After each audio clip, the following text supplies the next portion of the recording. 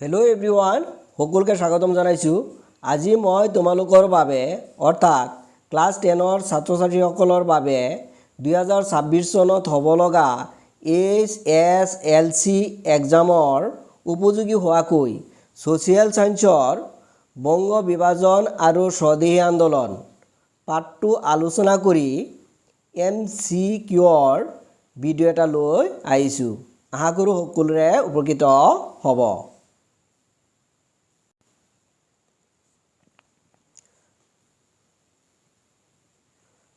আজিৰ প্ৰশ্ন হ'ল বংগ বিভাজন কেতিয়া হৈছিল? ইয়াত চাৰিটা অপশ্যন দিয়া আছে।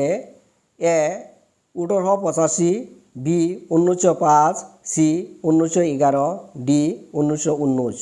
ইয়াৰ কাৰেক্ট এনচাৰটো হ'ব বি 1905, অৰ্থাৎ বংগ বিভাজন 1905 চনত হৈছিল।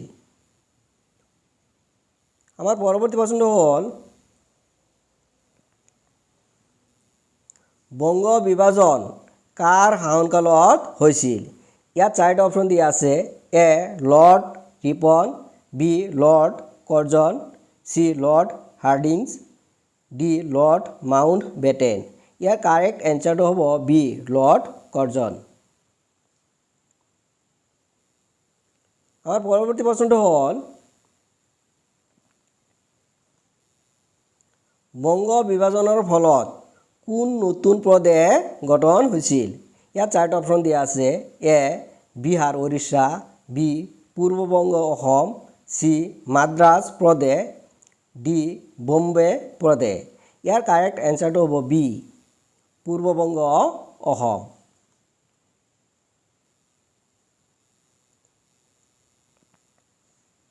আমাৰ পৰৱৰ্তী প্ৰশ্নটো হ'ল পূৰ্ববংগ আৰু অসম প্ৰদেশৰ ৰাজধানী আছিল ডেছ। ইয়াত চাৰিটা অপশ্যন দিয়া আছে।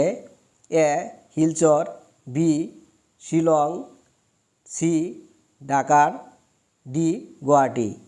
ইয়াৰ কাৰেক্ট এনচাৰটো হ'ব চি ঢাকাৰ।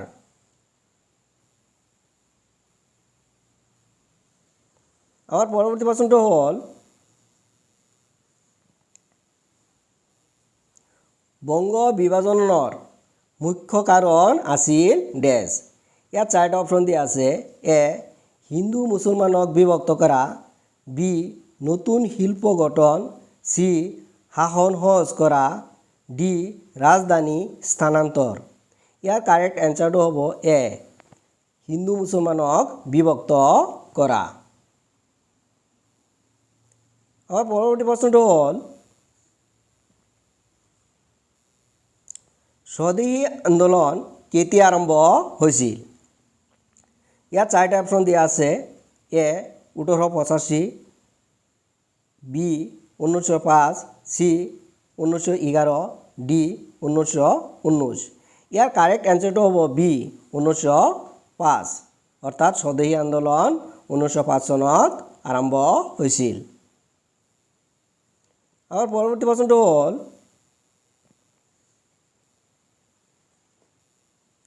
স্বদেশী আন্দোলনৰ মুখ্য শ্লোগান কি আছিল? ইয়াত চাৰিটা অপশ্যন দিয়া আছে। জয় হিন্দ, বি বন্দে মাতৰম, চি সত্যমেৱ জয়তে, ডি স্বৰাজ আমাৰ অধিকাৰ। ইয়াৰ কাৰেক্ট এনচাৰটো হ'ব বি বন্দে মাতৰম।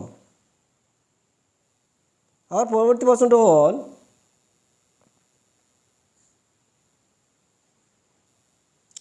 স্বদেশী আন্দোলনৰ সময়ত কোনটো সামগ্ৰী বয়কট কৰা হৈছিল? ইয়াত চাৰিটা অপশ্যন দিয়া আছে।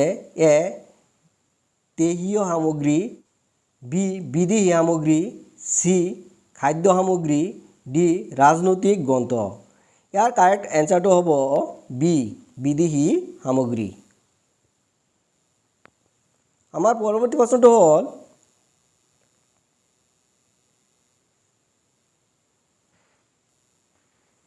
স্বদেশী আন্দোলনত কোন সামগ্ৰী ব্যৱহাৰ কৰিবলৈ উৎসাহ দিয়া হৈছিল? ইয়াত চাৰিটা অপশ্যন দিয়া আছে। এ বিদেশী কাপোৰ, বি খদ্দৰ আৰু দেশীয় সামগ্ৰী, চি লোহাৰ সামগ্ৰী, ডি বিদেশী লৱণ। ইয়াৰ কাৰেক্ট এনচাৰটো হ'ব বি খদ্দৰ আৰু দেহীয় সামগ্ৰী। আমাৰ পৰৱৰ্তী প্ৰশ্নটো হ'ল বংগ বিভাজন ৰোধ কেতিয়া কৰা হৈছিল? ইয়াৰ চাৰিটা অপশ্যন দিয়া আছে। এ 1905, বি 1909, চি 1911, ডি 1919। ইয়াৰ কাৰেক্ট এনচাৰটো হ'ব চি 1911। আমাৰ পৰৱৰ্তী প্ৰশ্নটো হ'ল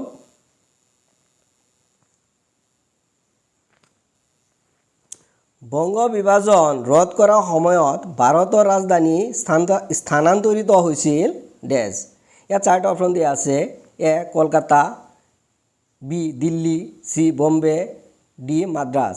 ইয়াৰ কাৰেক্ট এনচাৰটো হ'ব বি দিল্লী। আমাৰ পৰৱৰ্তী প্ৰশ্নটো হ'ল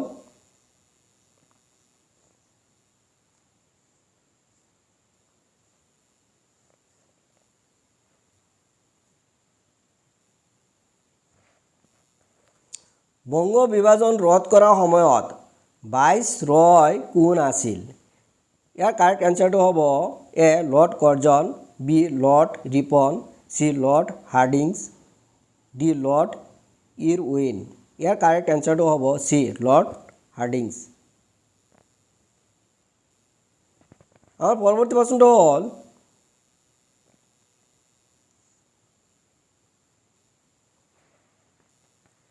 বংগ বিভাজনৰ বিৰুদ্ধে প্ৰথম প্ৰতিবাদ কোনে কৰিছিল? ইয়াত চাৰিটা অপশ্যন দিয়া আছে। এ Mahatma Gandhi, B Bal Gangadhar Tilak, C Surendranath Bandyopadhyay, D Lala Lajpat Rai. ইয়াৰ কাৰেক্ট এনচাৰটো হ'ব চি সুৰেন্দ্ৰনাথ বন্দ্যোপাধ্যায়। আমাৰ পৰৱৰ্তী প্ৰশ্নটো হ'ল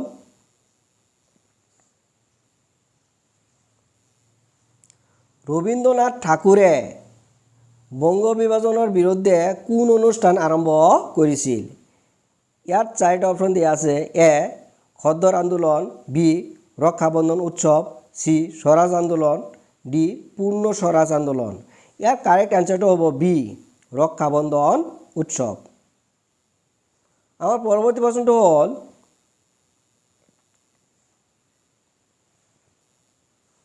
বংগ বিভাজনৰ বিৰুদ্ধে কোন গান সৰ্বাধিক গোৱা হৈছিল? ইয়াত চাৰিটা অপশ্যন দিয়া আছে। এ বন্দে মাতৰম, বি জন গণ মন, চি জয় হিন্দ, ডি সত্যমেৱ জয়তে। ইয়াৰ কাৰেক্ট এনচাৰটো হ'ব এ বন্দে মাতৰম। আমাৰ পৰৱৰ্তী প্ৰশ্নটো হ'ল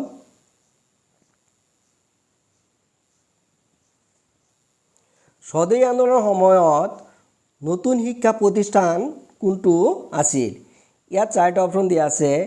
এ বেনাৰস হিন্দু বিশ্ববিদ্যালয়, বি আলিগড় বিশ্ববিদ্যালয়, চি জাতীয় শিক্ষা প্ৰতিষ্ঠান, ডি যাদৱপুৰ বিশ্ববিদ্যালয়। ইয়াৰ কাৰেক্ট এনচাৰটো হ'ব যাদৱপুৰ বিশ্ববিদ্যালয়। আমাৰ পৰৱৰ্তী প্ৰশ্নটো হ'ল স্বদেশী আন্দোলনত অসমীয়া নেতা কোন আছিল? ইয়াত চাৰিটা অপশ্যন দিয়া আছে। A Ananda Chandra Agarwala, B Ambikagiri Raichoudhury, C Gopinath Bordoloi, D Hemchandra Goswami. ইয়াৰ কাৰেক্ট এনচাৰটো হ'ব বি অম্বিকাগিৰি ৰায়চৌধুৰী।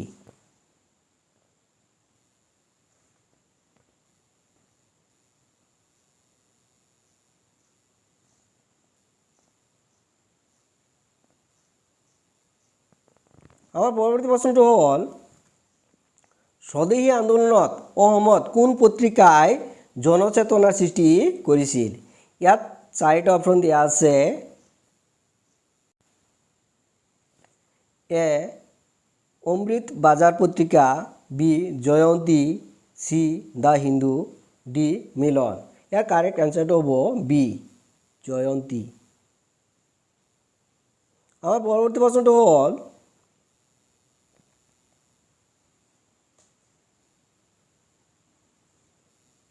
স্বদেশী আন্দোলনৰ লগত জড়িত নেতাসকলক কি নামত জনা যায়? ইয়াত চাৰিটা অপশ্যন দিয়া আছে। এ লাল বাল পাল, বি নেহৰু গান্ধী, সি গান্ধী সুভাষ, ডি জিন্না তিলক। ইয়াৰ কাৰেক্ট এনচাৰটো হ'ব এ লাল বাল পাল। আমাৰ পৰৱৰ্তী প্ৰশ্নটো হ'ল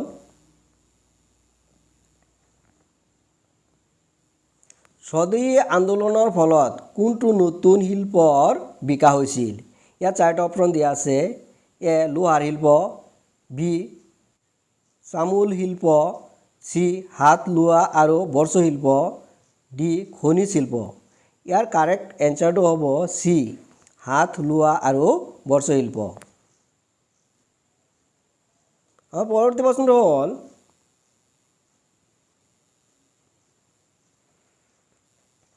বংগ বিভাজনৰ বিৰুদ্ধে ইংৰাজৰ বিৰুদ্ধে কোন ধৰণৰ প্ৰতিবাদ কৰা হৈছিল? ইয়াত চাৰিটা অপশ্যন দিয়া আছে। এ গান্ধীৰ সত্যাগ্ৰহ, বি বয়কট স্বদেশী আৰু জাতীয় শিক্ষা, চি সহস্ৰ বিপ্লৱ, ডি লবণ আন্দোলন। ইয়াৰ কাৰেক্ট এনচাৰটো হ'ব বি বয়কট স্বদেশী আৰু জাতীয় শিক্ষা। আমাৰ পৰৱৰ্তী প্ৰশ্নটো হ'ল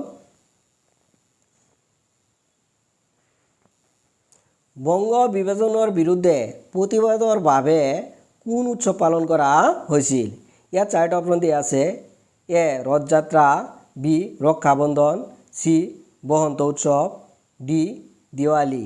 ইয়াৰ কাৰেক্ট এনচাৰটো হ'ব বি ৰক্ষাবন্ধন। আমাৰ পৰৱৰ্তী প্ৰশ্নটো হ'ল স্বদেশী আন্দোলনত কোন ধৰণৰ গান আৰু নাটকৰ মাধ্যমে জনচেতনাৰ সৃষ্টি কৰা হৈছিল? ইয়াত চাৰিটা অপশ্যন দিয়া আছে। এ লোক সংগীত আৰু কীৰ্তন, বি দেশভক্তি গান আৰু নাটক, চি অপেৰা, ডি আধুনিক সংগীত। ইয়াৰ কাৰেক্ট এনচাৰটো হ'ব বি দেশভক্তি গান আৰু নাটক। আমাৰ পৰৱৰ্তী প্ৰশ্নটো হ'ল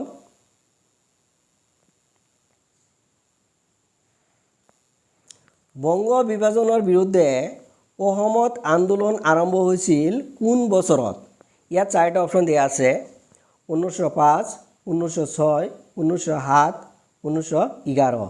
ইয়াৰ কাৰেক্ট এনচাৰটো হ'ব এ 1905। আমাৰ পৰৱৰ্তী প্ৰশ্নটো হ'ল